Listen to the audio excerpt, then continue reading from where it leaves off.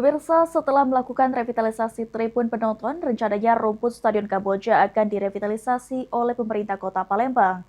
Revitalisasi sendiri rencananya akan memakan waktu lebih kurang 4 bulan.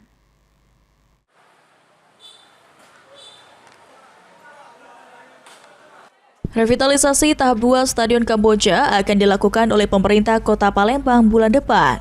Dalam revitalisasi tahap 2 ini, rumput stadion yang selama ini dikeluhkan karena kualitasnya yang mulai jelek akan menjadi fokus perbaikan.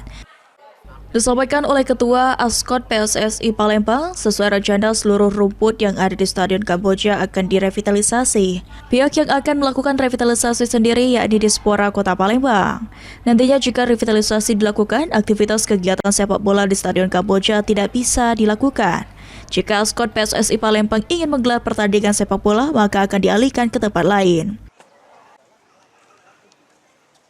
Kalau rencana hampir keseluruhan di pinggir, di lapangan kita akan dilakukan renovasi ke penyeluruhan.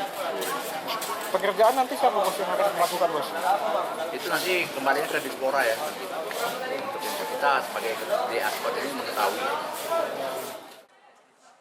Adanya revitalisasi ini, Stadion Kamboja diharapkan dapat kembali menjadi pusat pembinaan dan pengembangan sepak bola di Kota Palembang dengan fasilitas yang lebih baik.